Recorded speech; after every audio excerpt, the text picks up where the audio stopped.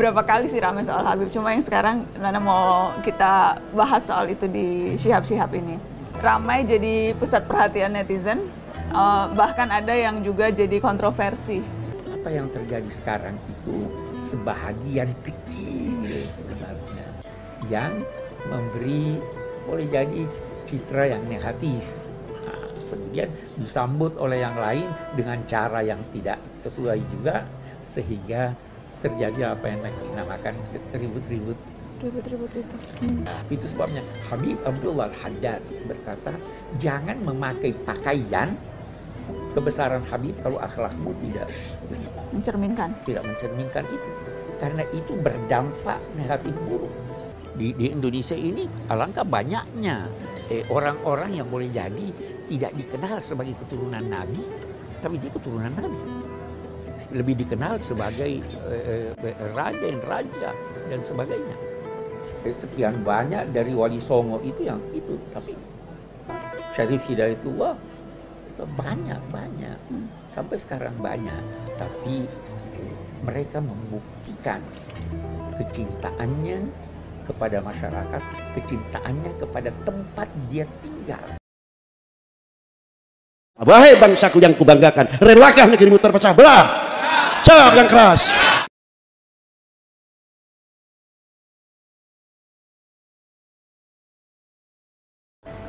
Lagi ramai soal Habib.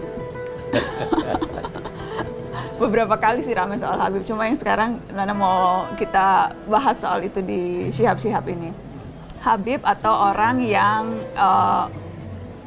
memiliki garis keturunan dengan Rasulullah SAW. Ramai jadi pusat perhatian netizen, bahkan ada yang juga jadi kontroversi dan pro kontra di mana-mana soal Habib ini, atau orang yang dipercaya memiliki garis keturunan dengan Nabi. Tapi memang kedudukannya seperti apa, Bi? Memang ya ada orang-orang yang punya garis keturunan langsung dengan Rasulullah SAW? Ada. Buya Hamka juga dulu pernah bicara bahwa itu ada. Indonesia ada. Nah, sekarang begini, kita lihat. Memang ada bangsa-bangsa, ada masyarakat yang memberikan perhatian yang besar menyangkut garis keturunan. Kita berkata sekarang ratu-ratu Inggris itu ada garis keturunannya. Nah, demikian juga halnya dengan Nabi, itu ada garis keturunannya, ya kan? Hanya memang ada beberapa istilah. Ahlal bait, ada istilah al-qurba, kerabat, dan lain-lain sebagainya. Tetapi secara umum dapat dikatakan bahwa garis keturunan, dinamai garis keturunan Nabi itu adalah anak cucu beliau melalui Sayyidah Fatimah dan Ali bin Abi Thalib. Ada orang yang berkata itu kan dari Fatimah, mestinya kan garis keturunan dari laki-laki. Nah, ya, dijawab begini, Nabi menjadikan itu dari Fatimah karena Nabi Isa pun dinamai putra Maryam. Ya, banyak itu orang-orang Yahudi itu tidak mengakui orang Yahudi kecuali kalau dari keturunan wanita, bukan laki-laki. Itu sebabnya dia tidak akui sebagai anak keturunan Ibrahim. Jadi ada, itu terpelihara. Memang orang berkata apa buktinya? Bukti yang paling konkret adalah sejarah. Di mana-mana ada. Di Iran itu bisa diketahui ini orang garis keturunan atau tidak karena ada pakaiannya serban hitam. Nah, tetapi kita tidak ingin menjadikan garis keturunan ini sebagai suatu keistimewaan yang melebihi kewajaran. Jadi ada konsekuensinya.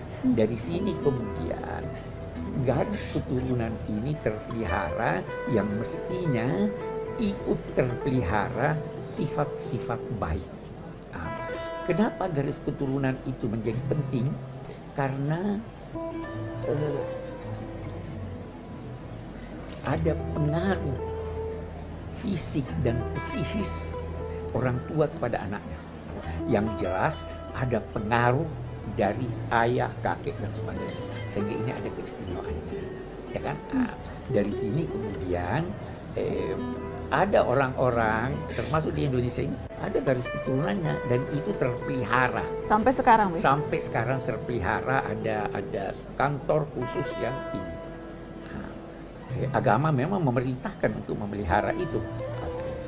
Jadi tapi konsekuensinya apa, sifat-sifatnya sesuai dengan itu. Mereka yang datang ke Indonesia ini itu umumnya datang dari Hadramaut. Kakeknya sebelum sampai ke Hadramaut tadinya ada di Irak. Kemudian dia berhijrah dari Irak. Berhijrah dari Irak bukan untuk mencari nafkah ke Hadramaut. Karena dia kaya raya di Irak. Hadramaut gersang. Tapi dia datang untuk mengajarkan agama. Untuk mempersatukan masyarakat.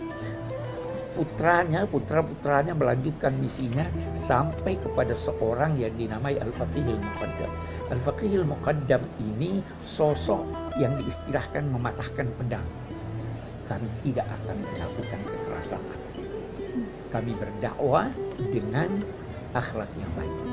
Keturunannya inilah sebagian yang datang ke Indonesia. Bukan untuk mencari nafkah. Untuk menyebarkan Islam. Untuk menyebarkan Islam. Tidak dengan pedang. Tidak dengan pedang, tidak dengan kekerasan. Mereka tidak bisa berbahasa daerah Indonesia, bahasa Indonesia itu bahasa Jawa. Tetapi bagaimana mereka bisa mempengaruhi masyarakat melalui akhlak. Nah, jadi tidak mengenal kekerasan, tidak mengenal makian. Nah, inilah yang berlanjut. Mereka berdakwah di sini sampai meninggalkan keluarganya. Sampai di Indonesia, orang-orang Indonesia itu, Jawa, Sumatera, di mana-mana, dinamai akhwal, saudara ibu kami. Penghormatannya, ini saudara ibu kami. Di sinilah mereka kawin-mawin, di sinilah lantas lahir ini tadi. Garis keturunan yang lain sampai sekarang. Ini yang mestinya mengikuti jalur kakek-kakeknya ini, mengikuti jalur Nabi yang menyebarkan toleransi, yang menyebarkan akhlak. Ya. Apa yang terjadi sekarang itu sebahagian kecil sebenarnya yang memberi, boleh jadi, citra yang negatif. Nah, kemudian disambut oleh yang lain dengan cara yang tidak sesuai juga, sehingga terjadi apa yang dinamakan ribut-ribut. Ribut-ribut itu. Karena ya yang pertama ya garis keturunan itu ada.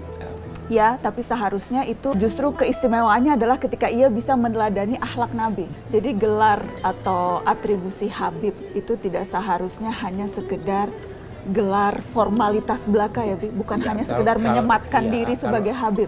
Kalau Abi pribadi yang diajarkan oleh ayah kakekmu itu, tidak usah kamu yang berkata dirimu Habib.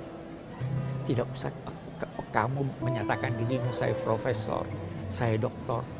Biar dari kegiatanmu orang berkata, oh ini wajar dinamai Habib, ini wajar jadi profesor. Nana ingat Ami Alwi yang pernah bilang sebetulnya ada inflasi Habib sekarang. Ya, itu sebabnya Habib Abdullah Al-Haddad berkata, jangan memakai pakaian kebesaran Habib kalau akhlakmu tidak mencerminkan. Tidak mencerminkan itu. Karena itu berdampak negatif buruk. Nah, jadi kita tidak mau ini apa yang terjadi ini menyerang, ini mengakui jasa saya pernah begini. Itu para penganjur agama tidak pernah mengakui jasanya bahwa dia mengislamkan orang. Karena yang mengislamkan itu Tuhan. Allah. Tapi di sisi lain, yang lain juga jangan berkata, oh ini datang untuk tujuan-tujuan politik, ini datang untuk tujuan ini. Akui juga bahwa mereka punya jasa. Itu baru bisa kita hidup berdampingan dengan baik. Apakah memang ada spesifik ayat Al-Quran yang menyebut kita harus mencintai garis keturunan Nabi? Iya. Nabi berkata, "Qul la as'alukum alaihi ajran illa al-mawaddata fil qurbah." Saya tidak minta upah dari kalian dari apa yang saya lakukan selama ini, kecuali apa? Cintai keluarga. Kan itulah tanda terima kasih kita. Tapi di sisi lain, keluarga Nabi juga harus tahu diri dong. Itu sebabnya Habib yang mencintai dan dicintai. Itu artinya? Itu arti Habib. Habib itu kan dia mencintai, sehingga dia dicintai. Itulah yang digambarkan oleh para habaib, para leluhur kita ini. Yang boleh jadi sebagian kecil sekarang melupakan itu. Di Indonesia ini alangkah banyaknya orang-orang yang boleh jadi tidak dikenal sebagai keturunan Nabi, tapi dia keturunan Nabi. Lebih dikenal sebagai raja dan sebagainya.